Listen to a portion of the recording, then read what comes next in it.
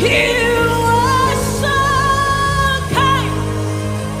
What no Ibi tí ẹ̀ man. ń gbé ìjẹ́rìísí agbára Ọlọ́run yín. àgbé ní Muritala nàbà 28 nílùú Èkó tó ń bí. Ohun tí mo fẹ́ jẹ́rìí sí agbára nù pé lákọ̀ọ́kọ́ náà ẹ jọ̀wọ́ ẹ bá mi kí hallelujah. Hallelujah. Mo dúpẹ́ lọ́wọ́ Ọlọ́run lólùkọ́ tó ṣe nínú ìdílé mi. Lákọ̀ọ́kọ́ náà ní ọdún 2009 la lọ ṣe traditional wedding ní Èkìtì state. Ṣùgbọ́n kó tó dìgbà yẹn ó mú mi lọ́dọ̀ àwọn èèyàn ẹ̀ lẹ́kọ̀ọ́ ń bí àti nílùú òkè. Wọ́n gbà mí tọwọ́ tẹsẹ̀ láì mọ̀ pé ará Filistini gbáà ni wọ́n jẹ́. Ṣùgbọ́n màmá tó bí lọ́mọ gangan òní sí Goliath ìgbésí ayé ẹ̀. So wọ́n ní ká lọ mọ́jọ́ ìgbéyàwó àmú February 28 a lọ. Ìgbà tá a máa parí ṣíṣe ó ti bọ́ sí nǹkan bíi aago 3 àbọ̀ ìrọ̀lẹ́. Ìgbà tó máa fi di nǹkan bíi around 4 agbéra à ń bọ̀. Ìgbà tó máa fi di a few minutes to 5 a ní critical accident jẹ́ pé ó ṣòro láti believe fẹ́ni tí ò bá síbẹ̀ pé èèyàn kan lè escape. Kò sẹ́ni kankan tí ò ní kú sínú accident yẹn. Ebi pé ìgbà táwọn ọlọ́pàá débẹ̀ ohun tí wọ́n kọ́ béèrè pé bí wọ́n ṣe rí mi inú àgbàrá ẹ̀jẹ̀ pé òkú mélòó ló ti wà ńlẹ̀ pé kò sẹ́ni kankan tó kú o ṣùgbọ́n àfi ẹni nìkan ló ṣèṣe pé ìṣẹ̀lẹ̀ tó ṣẹlẹ̀ lọ́jọ́ náà lọ́hùn.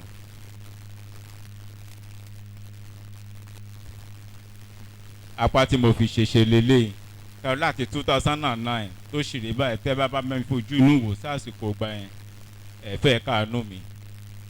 Àdádì wà lẹ́yìn gbogbo àwọn ìṣẹ̀lẹ̀ wọ̀nyí gan kí ló wá ṣẹlẹ̀ láàrin nínú ìgbéyàwó yín. Ní ọjọ́ yẹn gangan gbàrà tá a rí pé kò sẹ́ni tó kú ká kó gbogbo àwọn ìjáde kúrò ní ọkọ̀. Ó pe àwọn èèyàn lójú ẹsẹ̀ ní nǹkan bí aago 5 gẹ́rẹ́gẹ́.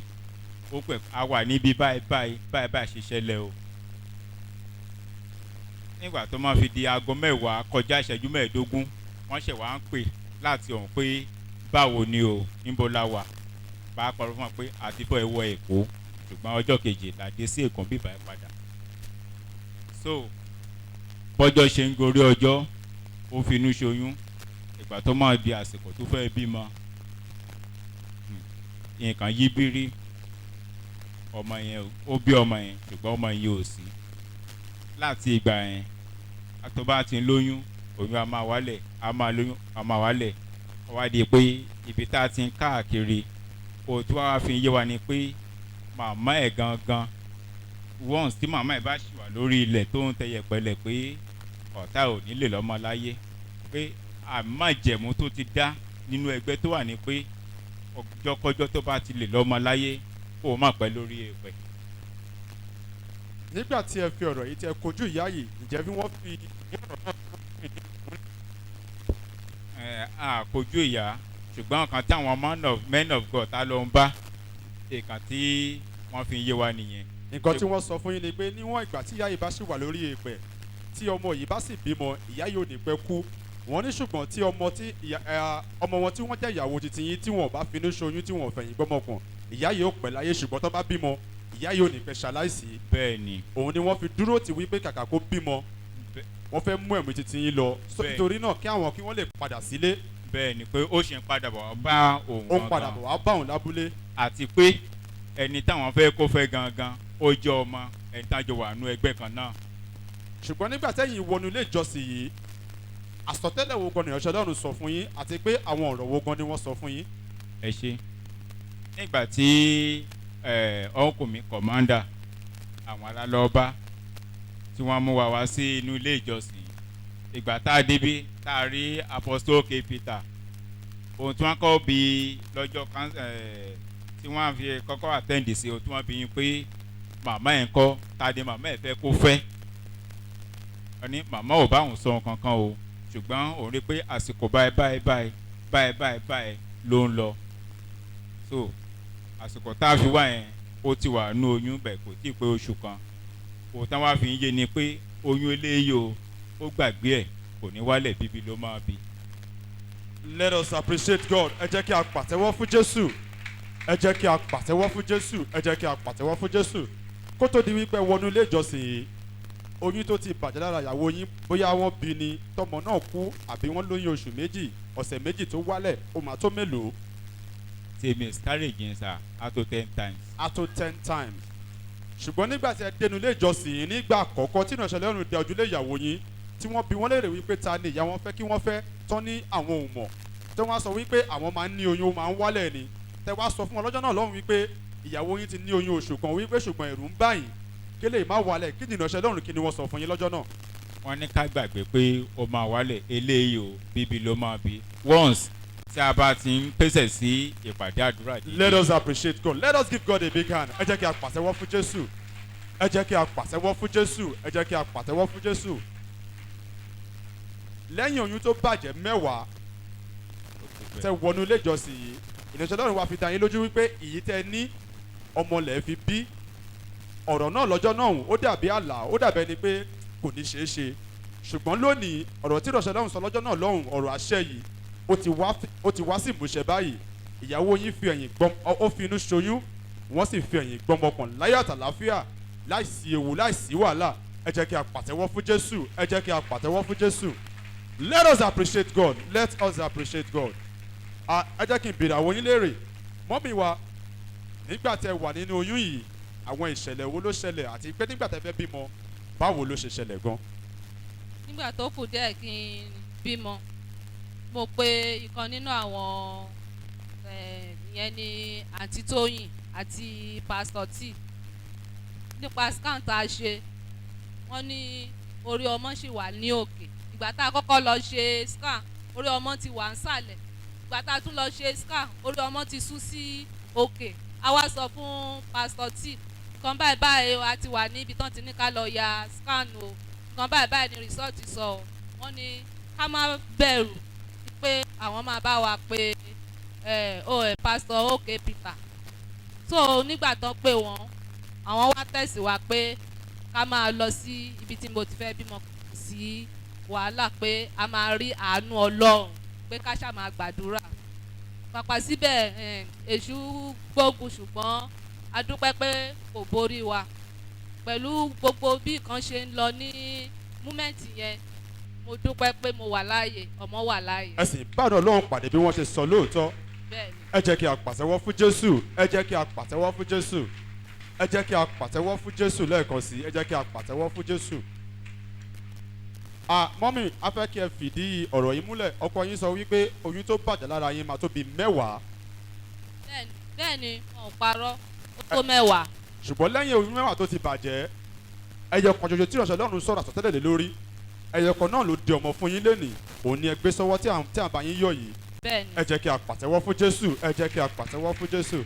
Let us appreciate God. Let us appreciate God. The testimony of the couple you are looking at in front of you this morning is a very wonderful testimony. The man started by saying in the year 2009 that they went to Ekiti State for their traditional marriage, that before the traditional marriage, the woman has already taken him to know her parents and they accepted him willingly. He said they were asked to fill the date for their wedding, which they did. They went for the traditional marriage. They did everything necessary. On their way back to Lagos, they had a fatal accident. During the accident, even when the police came, the question they asked was, how many dead bodies do we have on ground? That they told them that nobody died in the accident. The man said he only sustained little injury, which we saw on the screen of our television a while ago. She said immediately the wife placed the call through to the family back in the Ekiti State and informed them of what happened. The funny thing was that they actually returned her call. She called around 5 p.m. in the evening, but they returned the call around 10 p.m. at night, only to ask her how is the situation of things like. That after then, they got back to Lagos, things were okay. That they discovered that the wife, after a while, the wife got pregnant, and she gave birth. The baby died at birth. She said after then, she has been having series of pregnancy after pregnancy. So the highest pregnancy she ever had was 2 months. It will come down. She said in all of this, they had 10 miscarriages. That when they got to the man of God, that after all these things were happening to them, they actually started moving from one place to the other. It got to a place that they were told that the mother of the wife is the one behind the problem.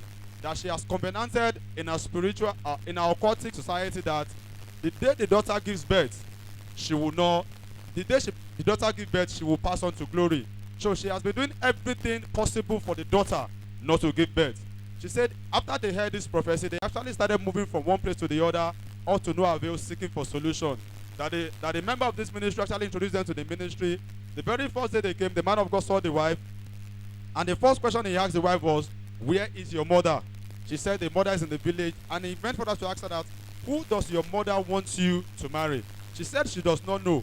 But the funny thing is that she has a husband now, but the problem they are facing is they have been having series of miscarriages. And the man of God told them that they should not worry, that the wife actually commanded that she's a month old pregnant, and she's afraid that this pregnancy also will go the same others have gone.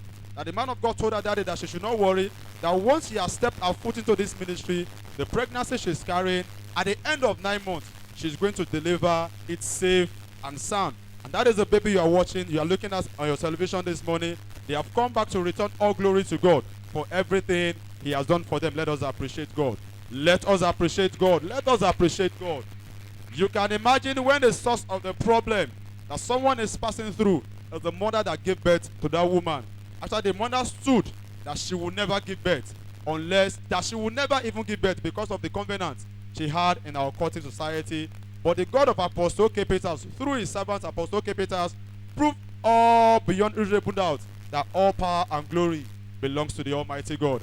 He actually sent a word of authority into their life that the pregnancy she was carrying about 9 months ago, that she's going to deliver it safe and sound. And she's here this morning, not with a dead baby, not with a premature baby. She's here this morning with a bouncing baby boy, hale and hearty, all to the glory of God. Let us give God a big hand. Let us appreciate God. Let us appreciate God this morning.